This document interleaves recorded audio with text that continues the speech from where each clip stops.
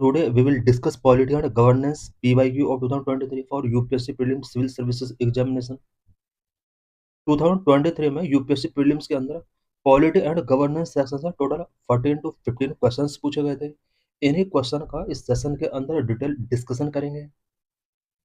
Question number 1 related to election of speaker and deputy speaker. Question with reference to speaker and deputy speaker of Lok Sabha, consider the following statement. Speaker and deputy speaker of Lok Sabha से related एक question है and यहाँ पर 2 statement given है। Find करना है कौन सा स्टेटमेंट करेक्ट होगा। Statement 1 the date of election of speaker is fixed by president while the date of election of the deputy speaker is fixed by speaker. This statement is true because Lok Sabha के speaker के election का date president के द्वारा fix किया जाता है and deputy speaker के election का डेट लोकसभा के स्पीकर के द्वारा फिक्स किया जाता है। Statement 2.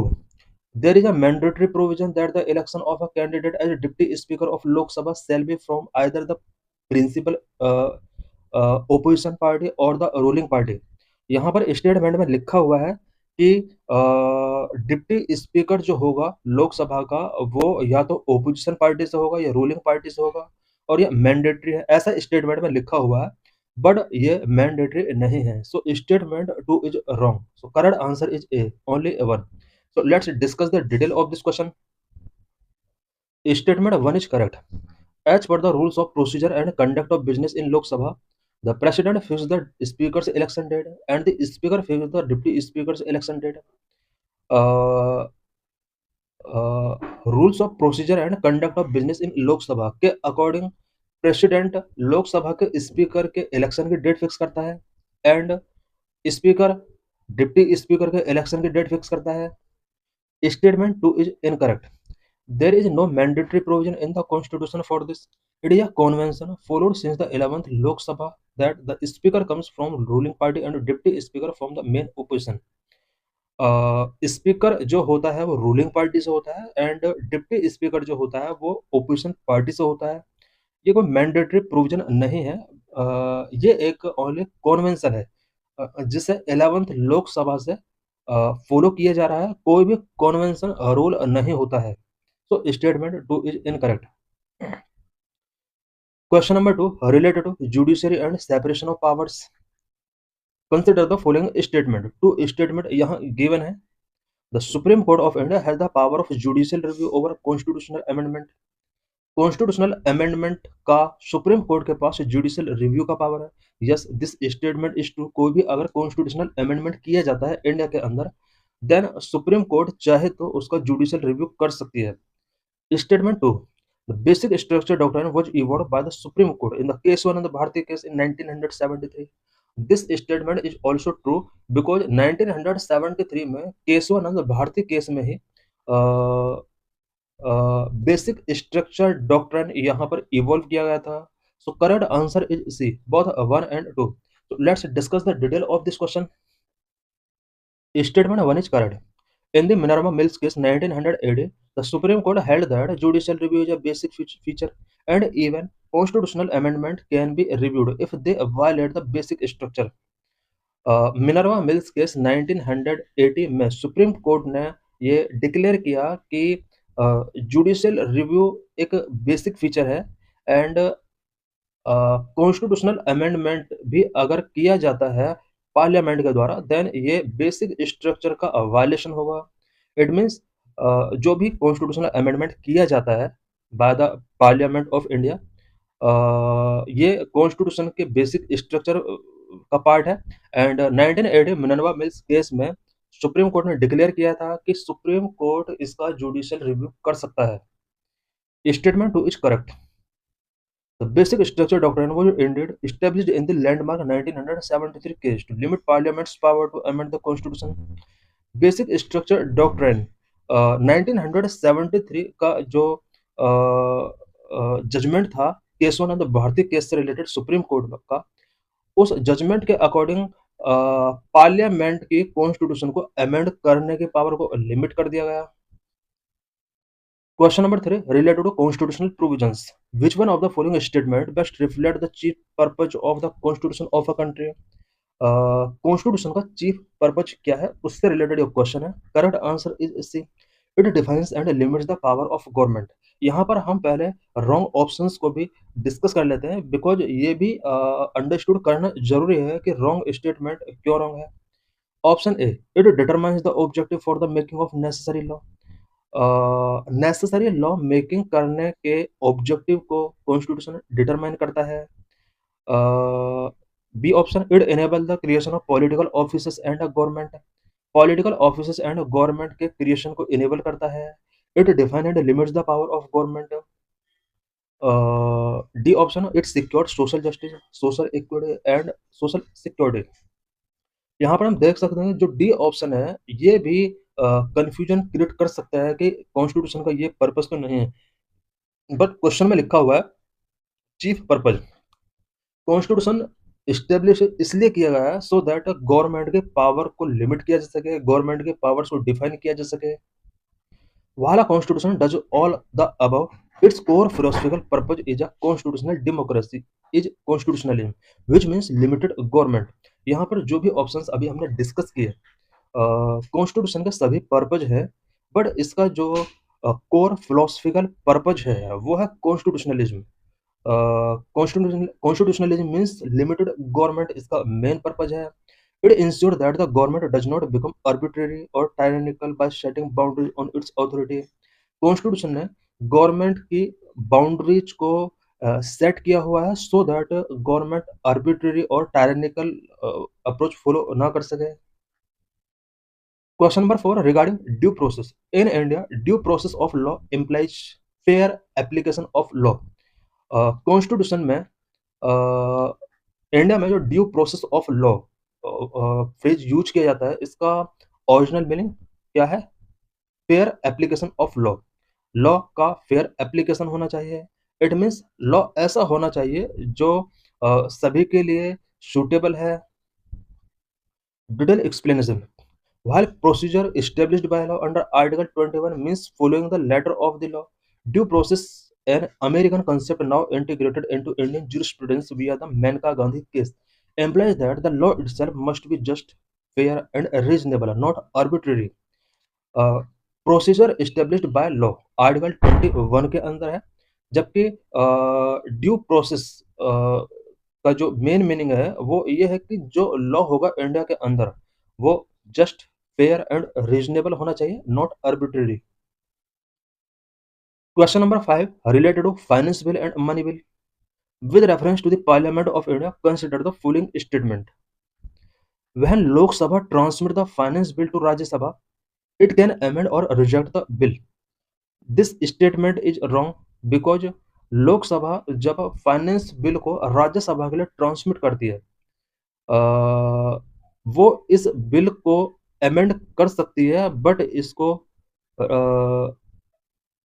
अमेंड एंड रिजेक्ट नहीं कर सकती, क्योंकि इसमें फाइनेंस बिल लिखा हुआ। कुछ बिल फाइनेंस बिल के अंदर मनी बिल भी आ सकते हैं, तो ये जो स्टेटमेंट है ये यूनिवर्सल नहीं हो सकता, बिकॉज कुछ मनी बिल फाइनेंस बिल हो सकते हैं, और अगर इस केस में लोकसभा के द्वारा राज्यसभा को इस टाइप का बिल ट्रांसमिट किया जा रहा है, उस बिल को राज्यसभा अमेंड या रिजेक्ट नहीं कर सकती।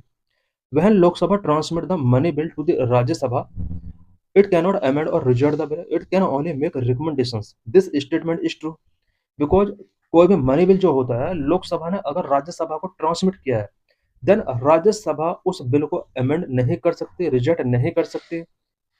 It can only make recommendations, उससे रिलेटेड वो सिर्फ रिकमेंडेशंस मेक कर सकती है। 14 डेज के अंदर इस बिल को रिटर्न करना होता है। Statement 3. In the case of a disagreement between the Lok Sabha and the Rajya Sabha, there is no joint sitting for money bill, but a joint sitting becomes necessary for finance bill. Lok Sabha and Rajya Sabha के between अगर इस type के bill को लेकर disagreement होता है, then money bill के लिए यहाँ पर कोई जॉइंट सिटिंग नहीं हो सकती। This is true, but finance bill के लिए जॉइंट सिटिंग यहाँ पर नेसेसरी लिखा हुआ है, बट नेसेसरी नहीं है।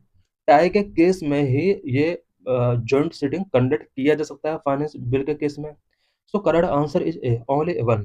So let's discuss the detail of this question. Statement 1 is incorrect. For a finance bill type 1, the Rajya Sabha has the power to amend or reject it. However, for a finance bill that is also a money bill, it cannot. Finance bill type 1 के जितने भी bills हैं, राज्यसभा को ये power given की गई है कि वो इस बिल को अमेंड कर सकता है, रिजेक्ट कर सकता है। बट फाइनेंस बिल है, जो मनी बिल है, उस बिल को राज्यसभा अमेंड या रिजेक्ट नहीं कर सकती। Statement 2 is correct. Under Article 110, the Rajya Sabha has restricted power over money bills. It must return the bill within 14 days and cannot reject amend it. Article 110 के according राज्य सभा money bill से related इसके powers को कुछ restrict किया गया है। 14 डेज के अंदर इस बिल को राज्यसभा को रिटर्न करना होगा एंड रिजेक्ट या अमेंडमेंट करने की इसके पास पावर नहीं होती है। Statement 3 is incorrect. While there is no joint sitting for a money bill के लिए joint sitting हो ही नहीं सकता। A joint sitting is not necessary for a finance bill। Finance bill के लिए भी कोई necessary नहीं है। It is simply an option available if there is a deadlock। Deadlock अगर होता है उसी केस में ये किया जा सकता है। It means joint sitting एक ऑप्शन के तौर पर यूज किया जाता है। Question number 6 related to election of president of India. Consider the following statement. यहाँ पर 3 to 4 स्टेटमेंट हैं एंड कौन सा स्टेटमेंट करेक्ट है ये फाइंड करना है। Statement 1, the members nominated to either house of the parliament और the legislative assemblies of state are also eligible to be included in the electoral college. President के electoral college में parliament के both houses में जो nominated member होते हैं and state legislature के under जो नॉमिनेटेड मेंबर होते हैं, ये पार्ट टेकिंग करते हैं, ऐसा इस स्टेट में लिखा हुआ है, but it is wrong. Nominated members president के इलेक्शन में पार्ट टेकिंग नहीं करते हैं। Statement 2, higher the number of elective assembly seats, higher the value of vote of each MLA of the state. जहां पर इलेक्टिव असेंबली सीट्स ज्यादा होगा वहां पर ईच एमएलए का वोट वैल्यू ज्यादा होगा।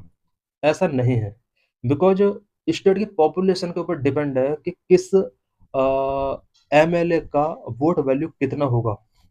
Statement 3, the value of vote of each MLA of Madhya Pradesh is greater than that of Kerala। Madhya Pradesh के ईच एमएलए का जो वोट वैल्यू है वो केरला के ईच एमएलए के वोट वैल्यू से ज्यादा। This is wrong, because Kerala के ईच एमएलए की वोट वैल्यू एमपी के कंपेयर में ज्यादा है। So third statement is also wrong. Statement 4, the value of vote of each MLA of Puducherry is higher than that of Arunachal Pradesh। This statement is correct because Puducherry के each MLA का जो vote value है वो अरुणाचल प्रदेश के each MLA के vote value से greater है। So correct answer is a, only one. So let's discuss the detail of this question. Statement 1 is incorrect. Nominated members can not vote in the presidential election. Presidential election में nominated members vote cast नहीं कर सकते। Statement 2 is incorrect. The value of an MLA's vote depend on the population of the state divided by the number of elective seats। किसी भी MLA की vote value उस state की total population divided by number of elective seat के द्वारा decide की जाती है। More seats does not necessary mean a higher vote value. अगर किसी स्टेट के अंदर लेजिस्लेटिव असेंबली में एमएलए एमएलए की सीट्स ज़्यादा हैं, ओनली यही फैक्टर डिसाइड नहीं करता कि एमएलए की वोट वैल्यू कितना होगा। Statement 3 is incorrect. Based on the 1971 census formula, the vote value of Kerala MLA is 152, is higher than that of MP MLA 131। Kerala MLA का जो वोट वैल्यू है वो 152 है, जबकि एमपी एमएलए का जो वोट वैल्यू है 131 है। Statement 4 is correct. Puducherry MLA vote value is higher than Arunachal Pradesh. Puducherry MLA का जो वोट वैल्यू है वो 16 है, जबकि अरुणाचल प्रदेश के वोट वैल्यू 8 है। Question number 7 related to schedule areas. यहाँ पर 3 स्टेटमेंट गिवन है, कौन सा स्टेटमेंट करेक्ट है फाइंड करना है। Within a state the notification of an area as schedule area take place through an order of president. किसी भी स्टेट के अंदर शेड्यूल एरिया से related notification order of president के थ्रू टेकन किया जाता है। This statement is correct. Statement second है, the largest administrative unit forming the schedule area is the district and the lowest is the cluster of villages in the block. This statement is correct because largest administrative unit forming schedule area जो होता है वो district ही होता है, जबकि lowest जो होता है वो cluster of villages in block हो सकता है। Third statement, the chief minister of concern state are required to submit annual report to the union home ministry on the administration of schedule areas in the state. This statement is wrong because यहाँ chief minister report annual report submit नहीं करता है, governor of state ये president के लिए annual report submit करता है schedule area से related. So statement 3 is incorrect. Correct answer is B, only 2। Statement 3 is incorrect. It is the governor of the state, not the chief minister, who is required to submit the report to the president. Governor ही होता है जो president के लिए schedule area से related report submit करता है, not the home ministry regarding the administration of schedule areas. Question number 8 related to national commission for backward classes NCBC से रिलेटेड क्वेश्चन है। Consider the following statement. यहाँ कुछ statement given है, 3 statement है, कौन सा स्टेटमेंट करेक्ट है find करना है। Statement 1, the NCBC was formed by constitutional amendment act. National commission for backward classes ये कॉन्स्टिट्यूशनल अमेंडमेंट एक्ट के थ्रू फॉर्म किया गया। This statement is correct. Statement 2, the body has the power to regulate its own procedure. NCBC के पास power होती है कि वो अपने प्रोसीजर को रेगुलेट कर सकती है। This statement is also correct. Statement 3, it has the same power as the civil court while investigating any matter. NCBC जब किसी मैटर को इन्वेस्टिगेट करता है देन इसके पास सिविल कोड के इक्वल ही पावर होती है। All are correct. ये जितने भी स्टेटमेंट हैं सभी स्टेटमेंट करेक्ट हैं। So let's discuss the detail of this question. The National Commission for Backward Classes (NCBC) is a constitutional body in India dedicated to safeguarding the rights and interests of socially and educational backward classes, commonly known as other backward classes. NCBC India में एक constitutional body है जो कि socially and economically backward classes, commonly known as other backward classes OBC के rights and interest को safeguard करने के लिए है। Constitutional status originally established as a statutory body in 1993 following the Supreme Court's mandate in the Indira Sahni case. It was granted constitutional status in 2018 through the 102nd Constitutional Amendment Act. National commission for backward classes originally इसको एक statutory body के तौर पर 1993 में establish किया गया था, but supreme court के इंदिरा साहनी केस जजमेंट के बाद 2018 में 102nd कॉन्स्टिट्यूशनल अमेंडमेंट एक्ट के अंडर इसको कॉन्स्टिट्यूशनल स्टेटस ग्रांट किया गया। 2018 में ही एनसीबीसी को कॉन्स्टिट्यूशनल स्टेटस मिला है, इससे पहले ये ओनली स्टेचुटरी बॉडी हुआ करती थी। आर्टिकल 338 बी, this article provide for the establishment structure and duties of the commission. Article 338 B के अंडर एनसीबीसी के एस्टेब्लिशमेंट स्ट्रक्चर एंड ड्यूटीज से रिलेटेड प्रोविजन किए गए हैं। Headquarters in new Delhi. Parent ministry, ministry of social justice and empowerment इसकी parent ministry है। Composition and tenure, the commission comprises 5 members appointed by president of India by warrant. NCBC के अंदर mainly 5 members होते हैं जो कि प्रेसिडेंट ऑफ इंडिया के द्वारा बाय वारंट अपॉइंट किए जाते हैं। इसमें एक चेयरपर्सन होता है, एक वाइस चेयरपर्सन होता है, 3 अदर मेंबर्स होते हैं। 3 अदर मेंबर्स में 1 मेंबर वुमेन होगा। Tenure, members typically serve a 3-year term and are eligible for a maximum of 2 terms. Maximum 3 years, normally 3 years का टाइम पीरियड के लिए सर्विस गिवन कर सकते हैं, बट 2 टाइम इनका टेन्योर को एक्सटेंड किया जा सकता है, 2 टर्म से वर्क कर सकते हैं। Question number 9 related to scheduled tribes and other traditional forest dwellers recognition of forest right act 2006. Who among the following facilitated the implementation of the act at the local level? Local level पर किसी भी act के implementation को facilitate करने का जो responsibility होती है किसकी होती है, स्पेशली यहाँ scheduled tribe and other traditional forest dwellers forest right act 2006 के रिगार्डिंग क्वेश्चन पूछा गया है। करेक्ट आंसर इज ग्राम सभा। Under the Forest Right Act 2006, the Gram Sabha is the primary authority to initiate the process for determining the nature and extent of individual or community forest right. Forest right act 2006 के according ग्राम सभा को forest right act के under individual या community forest right क्या क्या होंगे, in right का nature क्या होगा, एक्सटेंट क्या होगा, ये डिटरमाइन करने का जो राइट गिवन किया गया है वो ग्राम सभा को ही गिवन किया गया है। Question number 10 related to 44th constitutional amendment act, consider the following statement. यहाँ पर कुछ स्टेटमेंट गिवन है, कौन सा स्टेटमेंट करेक्ट है फाइंड करना है। The 44th amendment introduce an article 300A which made the right to property a legal right. Constitutional amendment 44th constitutional amendment के अकॉर्डिंग ही आर्टिकल 300A इंट्रोड्यूस किया जाता है। यहाँ पर राइट टू प्रॉपर्टी को एक लीगल राइट बनाया जाता है। This is right. It provides that the fundamental rights guaranteed by Article 20 and 21 cannot be suspended during a national emergency.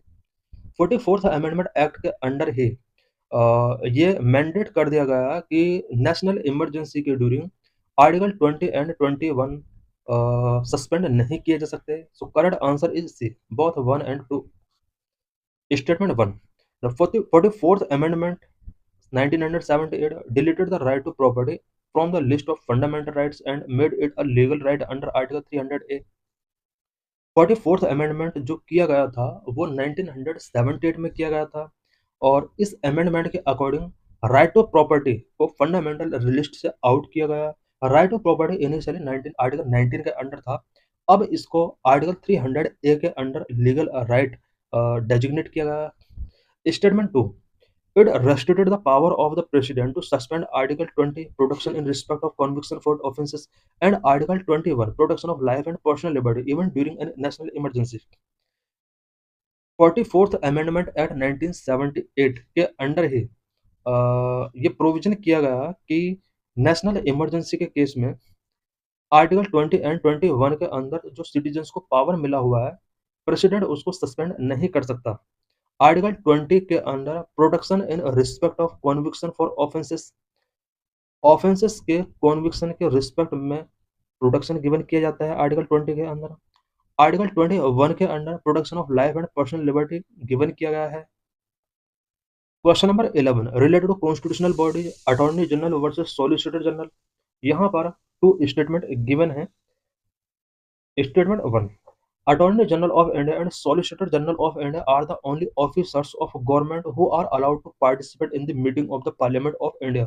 This statement is incorrect because parliament की meetings में participate करने का जो राइट होता है वो only attorney general of India का होता है। सॉलिसिटर जनरल ऑफ इंडिया इसमें पार्टिसिपेट नहीं कर सकता। Statement 2, according to constitution of India attorney general of India submit its resignation when the government which appointed him resign. Constitution के according attorney general of India government के resignation के साथ resign कर देता है। यहाँ पर लिखा हुआ according to constitution of India, this is wrong because constitution में अटॉर्नी जनरल ऑफ इंडिया के रिमूवल से रिलेटेड प्रोविजन मेंशन नहीं किया गया है। So correct answer is D, none. इनमें से कोई भी स्टेटमेंट करेक्ट नहीं है। Statement 1 is incorrect. Only the Attorney General under Article 88 has the right to speak, participate in Parliament. Solicitor General is a statutory post and has no such constitutional right. Article 88 के according only attorney general of India को ही parliament में speak करने का right है, participate करने का right है। Solicitor general of India is a statutory post and इसको पार्लियामेंट की प्रोसीडिंग्स में स्पीक करने का राइट, पार्टिसिपेट करने का राइट गिवन नहीं किया गया है। Statement 2 is incorrect. While the Attorney General usually resign when the government changes, the Constitution does not explicitly state this rule। Normal ये होता है कि अगर गवर्नमेंट ने रिजाइन कर दिया, गवर्नमेंट चेंज हो जाती है, अटॉर्नी जनरल भी रिजाइन कर देता है, बट कॉन्स्टिट्यूशन में स्पेशली ऐसा मेंशन नहीं है। ये एक कॉन्वेंशन है कि गवर्नमेंट जैसे ही रिजाइन करेगी अटॉर्नी जनरल ऑफ इंडिया वैसे ही रिजाइन साथ में कर देता है। He hold office during the pleasure of president. Attorney general of India president के प्लेजर के ड्यूरिंग ही ऑफिस होल्ड करता है। Question number 12 related to writ jurisdiction with reference to writ issued by the court in India, consider the following statement. Court के द्वारा जो red issue किया जाता है उससे रिलेटेड ये क्वेश्चन है। यहाँ पर 3 स्टेटमेंट गिवन है, कौन सा स्टेटमेंट करेक्ट होगा ये फाइंड करना है। Mandamus will not lie against a private organization unless it is entrusted with a public duty. Mandamus जो होता है वो mainly public official, public organization या फिर लोअर कोर्ट के लिए रिलीज किया जाता है। बट यहाँ पर लिखा हुआ है कि मैंडामस किसी भी प्राइवेट ऑर्गेनाइजेशन के अगेंस्ट लाई नहीं किया जा सकता जब तक कि वो ऑर्गेनाइजेशन किसी पब्लिक ड्यूटी को परफॉर्म नहीं कर रहा होता है। This statement is correct because private member के अगेंस्ट मैंडामस नॉर्मली इन्फोर्स नहीं किया जाता है। Statement two, mandamus will not lie against a company even though it may a government company. This is wrong. यहाँ पर लिखा हुआ है कि उस कंपनी के अगेंस्ट मैंडामस लाई नहीं किया जा सकता जो गवर्नमेंट कंपनी है। This is wrong. Statement three, any public spirited person can be a petitioner to move the court to seek the writ of quo warranto. Quo warranto से रिलेटेड justice seek करने के लिए कोई भी प्राइवेट मेंबर कोर्ट मूव कर सकता है। This statement is true. So correct answer is B, only 2 statement इसके करेक्ट हैं। Statement 2 is incorrect. The mandamus can be issued against a government company as it perform public functions. Government company के against भी mandamus issue किया जा सकता है because ये public functions perform कर रही होती है। Statement 3 is correct. Unlike other writs quo warranto can be sought by any person not necessarily the aggrieved person. Other writ से डिफरेंट क्यू वारंटो जो होता है वो अग्राइव्ड पर्सन के साथ साथ किसी अदर पर्सन के द्वारा भी सॉट किया जा सकता है। मोर अबाउट रिट्स, रिट्स से रिलेटेड यहाँ पर कुछ अदर पॉइंट्स हम डिस्कस करेंगे। Writs are written formal court orders used in India under article 32 and 226 to enforce fundamental rights and legal duties. India में फंडामेंटल राइट को इन्फोर्स करने के लिए एंड लीगल ड्यूटीज को इन्फोर्स करने के लिए writs written formal court order होते हैं जो कि कॉन्स्टिट्यूशन के आर्टिकल 32 एंड 226 के अंदर प्रोविजन किए गए हैं। Derived from English common law, writs English common law से ड्राइव किए गए हैं। द 5 की types are habeas corpus, release detained person. Habeas corpus के अंडर डिटेन पर्सन को रिलीज करने के लिए रिट इशू किया जाता है। मैंडामस के अंदर command public duty, public person, public official, public organisation के लिए यह एक कमांड होता है। Prohibition stop lower court, prohibition के थ्रू लोअर कोर्ट को स्टॉप किया जाता है। Certiorari quash lower court order, lower court के किसी भी ऑर्डर को सर्टिटरी के थ्रू क्वेस्ट किया जा सकता है। Quo warranto, challenge public office authority, public office authority को चैलेंज किया जाता है। Number of habeas corpus, to have the body you to produce a detained person before the court to test legality of their detention. किसी person को अगर detention में रखा गया है उस पर्सन की डिटेंशन की लीगलिटी को टेस्ट करने के लिए यहाँ पर हैबियस कॉर्पस रिलीज किया जाता है। Habeas corpus mean to have the body. Number of mandamus. Mandamus means we command. Issued public officials or lower court to perform public duties they have failed or refused to perform. कोई भी public official या कोई भी lower court अगर अपनी public duty को perform नहीं करता है या रिफ्यूज करता है या फेल होता है देन उसके अगेंस्ट मैंडामस इशू किया जाता है। Number 3 prohibition, to forbid, issued by higher court और lower court to prevent it from exceeding its jurisdiction. जब भी लोअर कोर्ट अपने ज्यूरिसडिक्शन से आउट वर्क करती है देन अपर कोर्ट उस लोअर कोर्ट के लिए प्रोहिबिशन रिट इशू करेगी और इसके अंडर आउटर ज्यूरिसडिक्शन पर उसको एक्ट करने के लिए डिनाई किया जाएगा। Number 4 certificate, to be certified और informed, issued to a decision already made by lower court और ट्राइब्यूनल। किसी भी लोअर कोर्ट या ट्राइब्यूनल ने ऑलरेडी जो भी डिसीजन गिवन किया है उसको क्वेश्चन करने के लिए सर्टिफिकेट रिट इशू किया जाता है।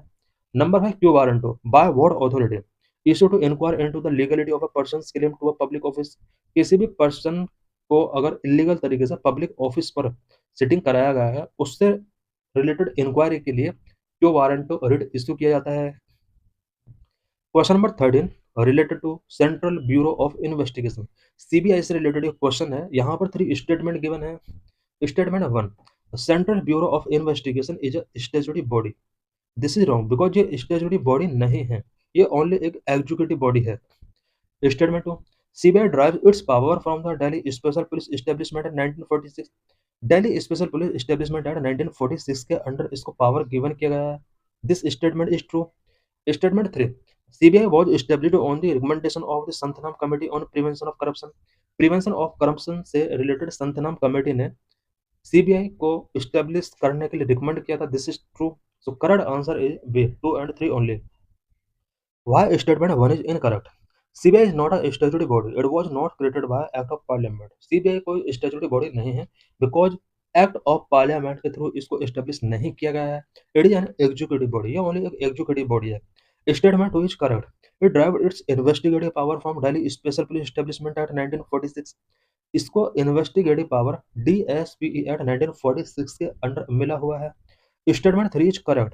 It was set up in 1963 by resolution of the Minister of Home Affairs on the recommendation of the Santhanam committee. 1962-64 में इंडिया के अंदर संतनाम कमेटी इस्टेब्लिश किया गया। संतनाम कमेटी ने मिनिस्टर ऑफ होम अफेयर्स के लिए यहाँ पर कुछ रिकमेंडेशंस गिवन किए, स्पेशली सीबीआई के इस्टेब्लिशमेंट से रिलेटेड। देन 1963 में सीबीआई इस्टेब्लिश किया गया as an executive body. Question number 14 related to home guard. Consider the following statement. Home Guard are raised under the Home Guard Act and rules of central government. This statement is wrong because home guard पर central government का rule नहीं चलता है, बल्कि इस पर state government या UT का रूल अप्लाई होता है। Statement 2, the role of home guard is to serve as an auxiliary force to police in maintenance of internal security.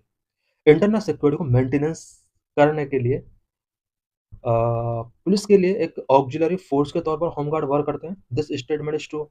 Statement 3, to prevent infiltration on the international border coastal areas, the border wing home guard battalions have been raised in some state।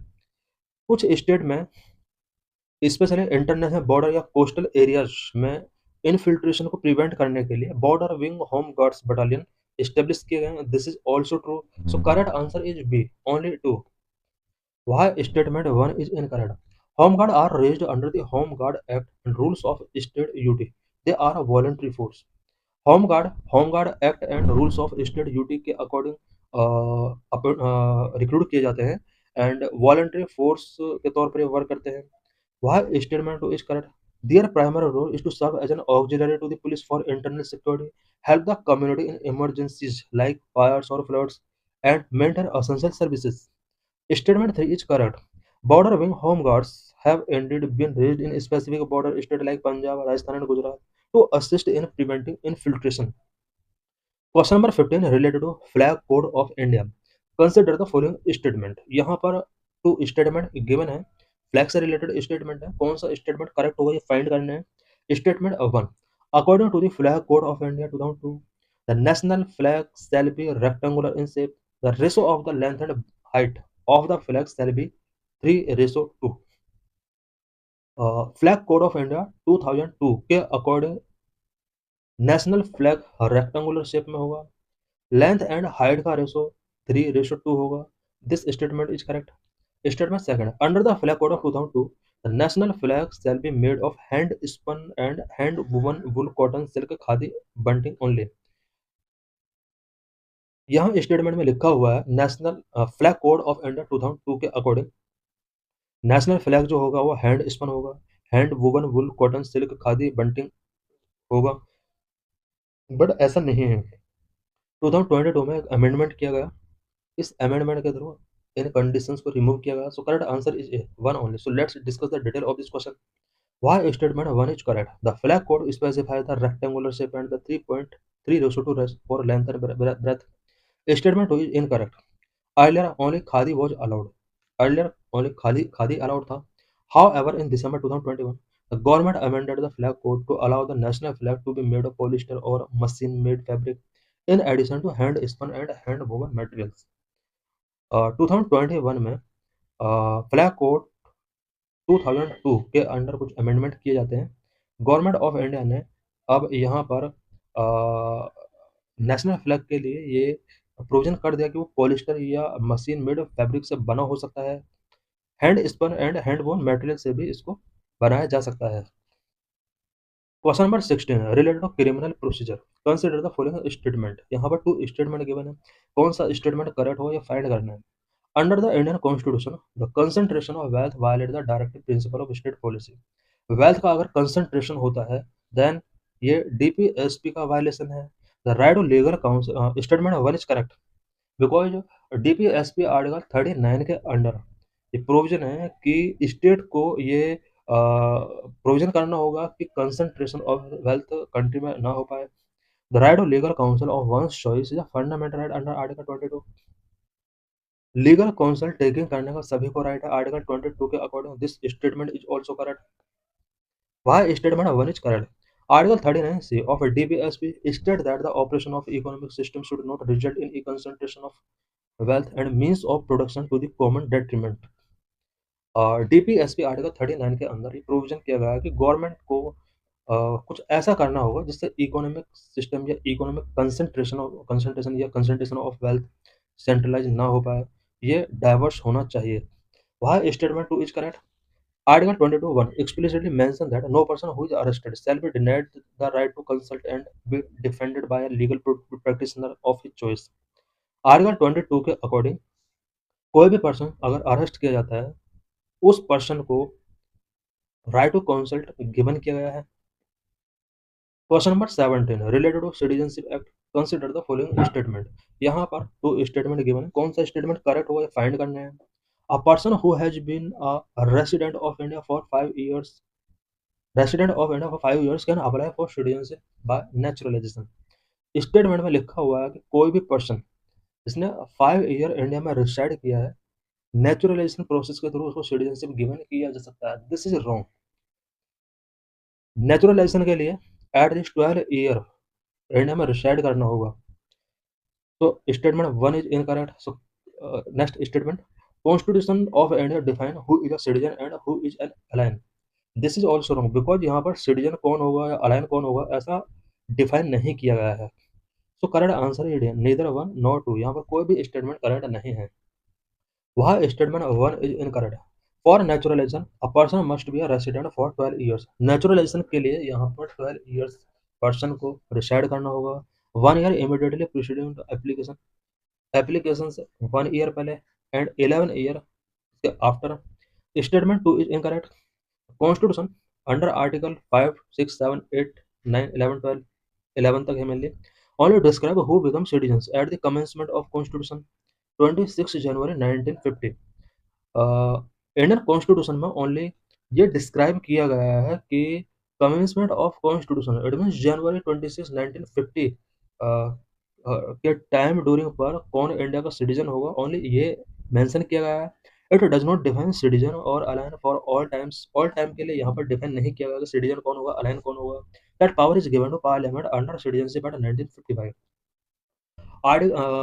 Citizenship act 1955 के under parliament को ये power given की गई है कि वो define करे कि सिटीजन कौन होगा या अलाइन कौन होगा। Question number 18 related to prisons consider the following statement. Two statement given है, फाइंड करना कौन सा स्टेटमेंट करेक्ट है। Statement one, in India prisons are managed by state government with their own rules and regulations for the day to day administration of prisoners। India में prisons state government के द्वारा manage की जाती हैं, specially day to day administration को regulate करने के लिए जो रूल्स होते हैं वो स्टेट गवर्नमेंट के द्वारा सेट किए जाते हैं। This statement is correct.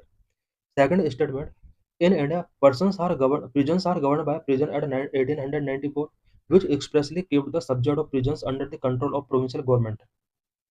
India में प्रिजन एक्ट 1894 के अकॉर्डिंग गवर्न किए जाते हैं, जिसके अंदर प्रोविजन किया गया है कि प्रिजन से रिलेटेड सब्जेक्ट प्रोविंशियल गवर्नमेंट के कंट्रोल में हो। This statement is correct. तो correct answer is C both 1 and 2। Why statement 1 is correct? Under the 7th schedule of constitution, prison is a state subject, thus state government are responsible for their administration। 7th schedule of constitution के अंदर prisons को state subject के अंदर list किया गया है। Entry 4 के अंदर प्रिजन स्टेट सब्जेक्ट के अंदर है। स्टेट गवर्नमेंट इनके एडमिनिस्ट्रेशन के रिस्पॉन्सिबल है। वहाँ statement two is correct. The prison act of 1894 is the primary legislation even under the government of India 1935 the subject of prison was placed under the provincial. Question number 19 related to prevention of money laundering act 2002। Prevention of money laundering act से related question है, consider the following statement. Under the PMLA, the Enforcement Directorate can carry out search and siege without any prior permission from the court. PMLA के according ED को ये power given की गई है कि वो कोर्ट के without permission search and scissor कर सकती है प्रॉपर्टीज का। This statement is true. Statement second, the PMLA was enacted to implement the provisions of political declaration and a global program of action adopted by United Nations General Assembly. United Nation General Assembly के द्वारा adopted किए गए political declaration and global programme of action, इन सभी को implement करने के लिए इंडिया में PMLA इनेक्ट किया गया। Both statement are correct, so correct answer is C. Statement one is correct. Supreme Court in the Vijay Mandal Chaudhary case 2022 upheld the AD's power of search and seizure under PMLA. Vijay Mandal Chaudhary case 2022 के under Supreme Court ने declare किया कि PMLA prevention of money laundering act के according ED चाहे तो cases से रिलेटेड search and seizure property का सीजर कर सकती है। Statement two is correct. PMLA was enacted to fulfill India's international obligations under the UN Convention Against Money Laundering. UN Convention against money laundering के under India के भी कुछ international obligations हैं। इन इंटरनेशनल ऑब्लिगेशंस को फुलफिल करने के लिए इंडिया में PMLA इनेक्ट किया गया। Question number 20 related to 73rd constitution amendment act. यहाँ पर कुछ स्टेटमेंट गिवन है। Statement 1, the 73rd amendment act provide for a 3-tier system of Panchayati Raj in all state. 73rd amendment act के अंडर इंडिया ऑल स्टेट के लिए 3-tier system of Panchayati Raj provide किया गया। This is wrong, because कुछ ऐसे state जिनका population 20 lakh से above है, उन्हीं स्टेट के लिए यहाँ पर 3-tier system of panchayat raj provision किया गया था। Statement 2, the act provide that the chairperson of a panchayat at the intermediate and district level shall be elected indirectly by and from among the elected members thereof. Statement 2 is correct, because 73rd amendment act के according intermediate and district level पर पंचायत का जो chairman होता है वो indirectly elect किया जाता है from among the elected members thereof. This is true. Statement 1 is incorrect. 3-tier system is mandatory only for state with a population exceeding 20 lakh। 3-tier system only उन स्टेट के लिए है जो 20 लाख से ज़्यादा पॉपुलेशन रखते हैं। वहाँ statement 2 is correct. Article 243(c)(5) clearly state that the chairperson of a panchayat at the intermediate or district level shall be elected indirectly। Question number 21 related to community reserve। Under the Wildlife Protection Act 1972, when the state government declare an area as community reserve, wild protection act 1972 के under कोई भी state जब किसी area को community reserve declare करता है तो यहाँ पर कुछ ऑप्शंस दिए हैं। कौन सा ऑप्शन इसके रिगार्डिंग करेक्ट होगा? Statement 1, the chief wild life warden of the state become the governing authority of such forest. Community reserve forest का जो गवर्निंग अथॉरिटी होगा वो chief wild life warden of the state होगा। This is true. Hunting is not allowed in such area. इस type के areas में hunting allowed नहीं होता है। This is also true. And people of such area are allowed to collect non timber forest produce. Non timber forest produce को allow कर दिया जाता है। इस तरह के नॉन टिम्बर फॉरेस्ट प्रोड्यूस को कलेक्ट करने के लिए पीपल को यहाँ पर अलाउड कर दिया जाता है। इट मीन्स यहाँ पर non timber forest produce, specially timber से रिलेटेड फॉरेस्ट प्रोड्यूस को यहाँ पर अलाउ नहीं किया जाएगा। People of such area are allowed traditional agriculture practices. Traditional agriculture practices यहाँ पर अलाउ की जाती हैं। तो correct answer is D, all 4। Statement 4 is incorrect. Traditional agriculture practices like jhum cultivation are generally not allowed in community reserve once notified. किसी भी area को अगर कम्युनिटी रिजर्व डिक्लेयर कर दिया जाता है वहाँ पर कुछ ट्रेडिशनल प्रैक्टिस अलाउ होती है, but agriculture practice like jhum cultivation वहाँ पर अलाउड नहीं